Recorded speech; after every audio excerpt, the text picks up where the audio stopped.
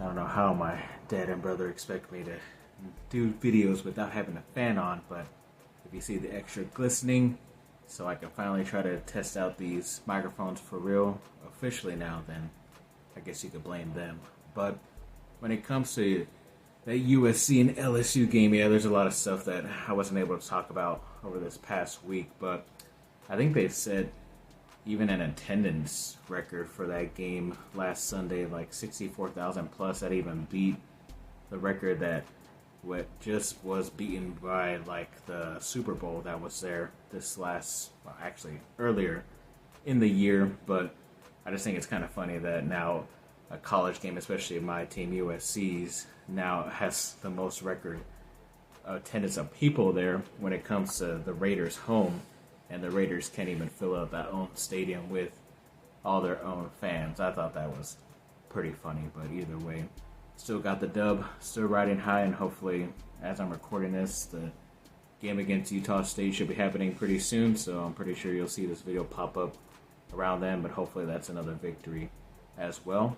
And ABC said it was like at a 9.2 million viewers at one point, which is the third best Sunday opener ever, according to them. And then Miller Moss is the first QB in the last 25 years with 350 plus passing yards and a 75% completion percentage as well. And he also threw to 10 different receivers, running backs, tight ends, receivers as well. So yeah, he was spreading the ball everywhere. And look what happens when you do that, Caleb. He always kind of ignored the tight ends for some reason, and some of the other people even like the running backs too. But he liked the big play, and yeah, it works for Caleb because he's Superman. But when it comes to Lincoln Riley's offense, it doesn't really work that way. But if you take a good, competent enough quarterback like Miller Moss, who's still very talented, and he can put up some nice, gaudy numbers. I think his last two games were against ranked opponents, and he's thrown for nearly 400 yards both times, and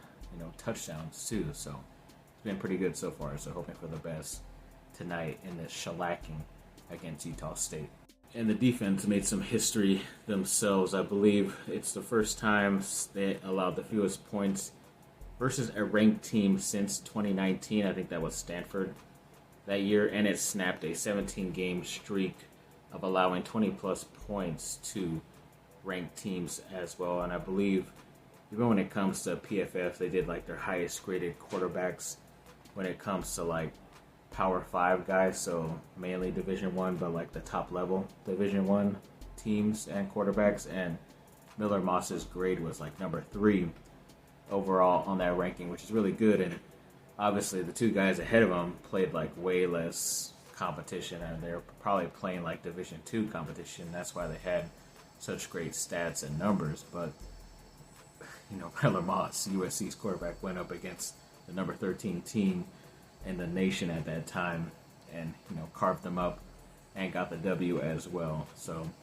I don't know, you could take those numbers for what they are, but he should be number 1 up there in my opinion. And Miller Moss was also named the Big Ten Offensive Player of the Week, which isn't surprising because a lot of the other teams were playing against worse competition than USC from the Big Ten. And I think the Big Ten only lost like one game of the teams in the Big Ten, which is pretty crazy, that second weekend or week 1, whatever they call it now. But yeah, that's a big congrats to USC's quarterback, but it's even making some moves like on the recruiting front as well, because both 2025 players, the offensive tackle Elijah Vicona and the linebacker Tagoa'I, I think that's how you say his last name, they both said they're still 100% on USC and still locked in. So I'm pretty sure those guys, they love USC, so they would have said that even if USC ended up losing. But I'm glad they're still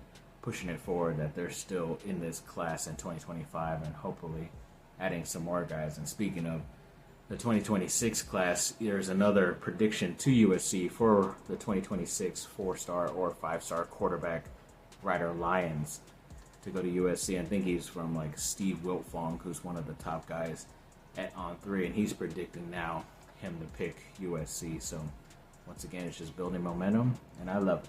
And On3 put out a list of their Big Ten recruiting rankings when it comes to that 2025 class for high school guys, and USC is right there at number 5, which is still good.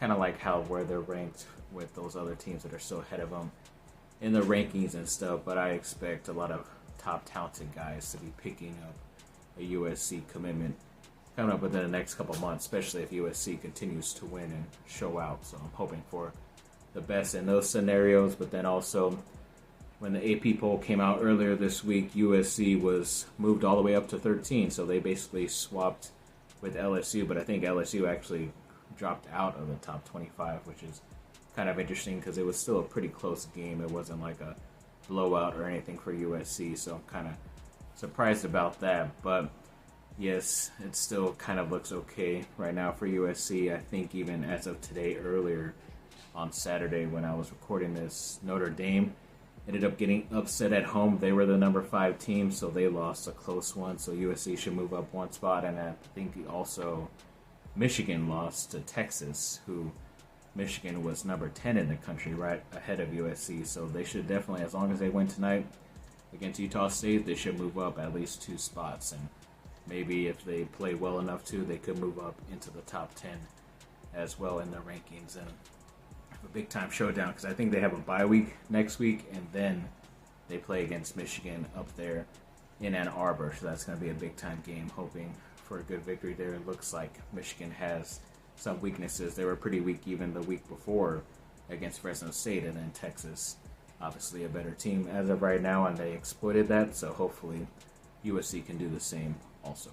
And Kamari Ramsey was named like a player of the week for the Ronnie Lott Trophy Impact. I think the watch list kind of does like the player of the week, which I'd never really heard about, but the USC safety was able to win that first after his pretty stellar performance. He had one hiccup where he basically ran and got tripped up by his own guy and allowed a touchdown, but pretty much other than that, he played pretty flawlessly in my opinion. So I'm glad he's at least getting the recognition there for that trophy watch list.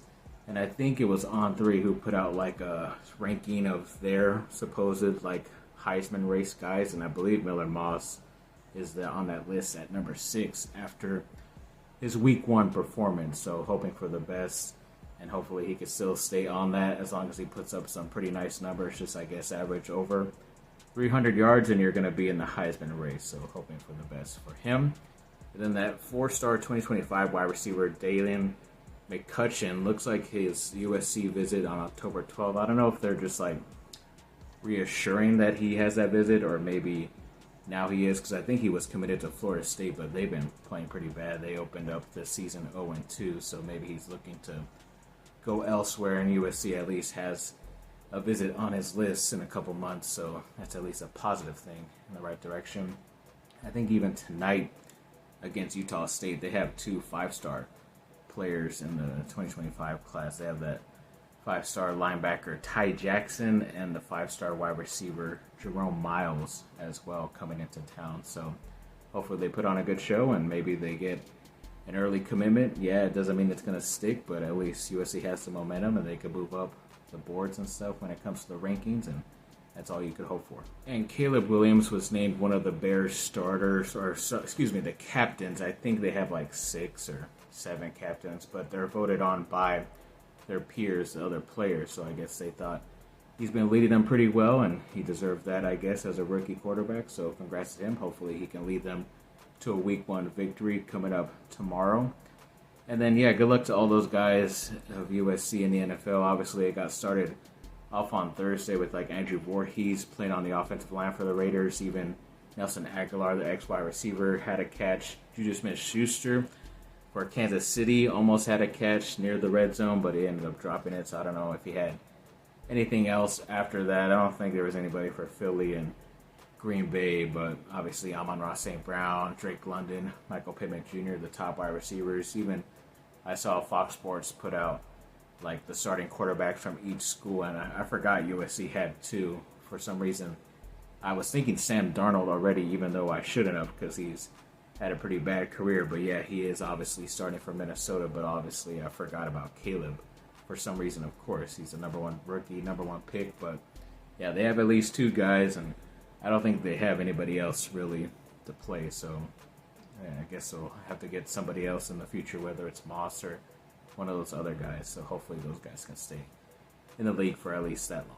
And Reggie Bush was named to the Rose Bowl Hall of Fame. I thought he would have already been in there because they're not really associated with the Heisman and stuff, but I guess now it's become official. He definitely deserves that recognition. And also I think they put up like new peristyles or new banners of like the retired jerseys and the Heisman winners from USC, and they obviously have updated that with Caleb Williams, but they also added right next to him the number 5 of Reggie Bush too. So it's obvious that no one has been able to wear number 5 or anything like that, so his jersey has been still retired, not only because of his great career, but because he won the Heisman too. That's what USC does with all their Heisman winners. So yeah, congrats to all those guys, and definitely glad. And it definitely made him a lot thinner now because he had to add more space for Caleb's. But yeah, it's going to be pretty cool to add hopefully a couple more in the near future. And USC linebacker Mason Cobb is listed as questionable tonight for Utah State, and that was pretty much all week, so he's most likely not going to play, but gives a chance for some of the younger guys to step up, freshmen or some of the guys who've been on the team for a while but never got to play, like Rajon Davis. So we'll see if he steps up in his absence, because I haven't seen the official report, but I'm pretty sure he's out just because it's Utah State. They can basically give him 2 weeks to get ready before the Michigan game. And then when it came to, the Matt Barkley is going to be the tunnel captain tonight for the team. They usually try to bring back an ex-USC guy to lead them out. I don't know if he's done it before, but that's pretty cool. Obviously one of my favorite ex-USC quarterbacks leading them out tonight against Utah State, so they definitely better win.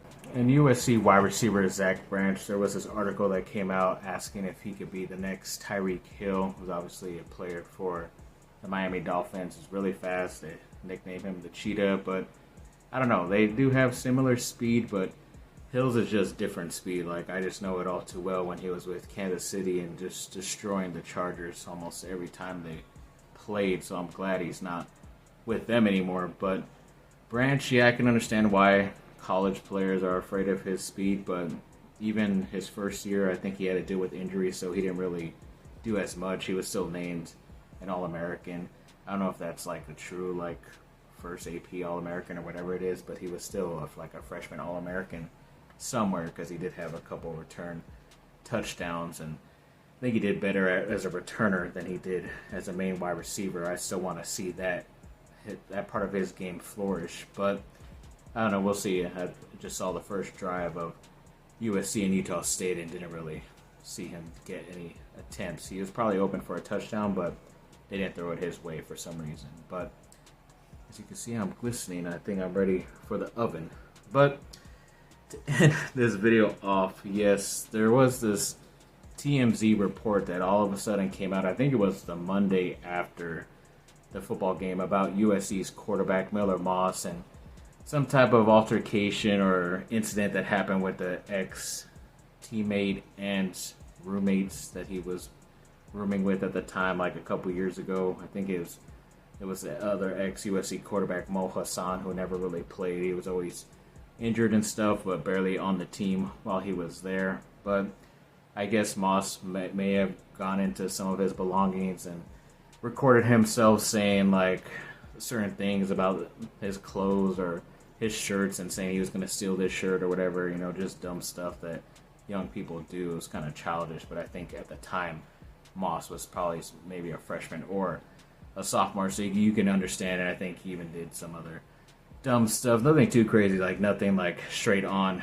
to the player, but I guess it was already resolved like 2 years ago by the school and everything like that legally, and then even Moss had apologized at the time, and then for some reason he was apologizing again because I guess somebody brought it up all of a sudden, and I don't know if it was TMZ or that ex-quarterback bringing it up all of a sudden just to try to get his name back in the news and stuff, but I don't know, I guess it's a slow news day if they're talking about stuff from 2 years ago about USC players and it didn't even really lead to anything and was resolved on campus and stuff. So wanted to get that out of the way to end this video because I thought it was dumb and not really important because it doesn't really affect Moss. It's not like he's going to miss time or get suspended, because if he did, it would have already happened by now.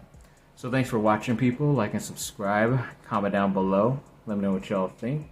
Have a great rest of your day. Hopefully I didn't sweat on you. And thanks.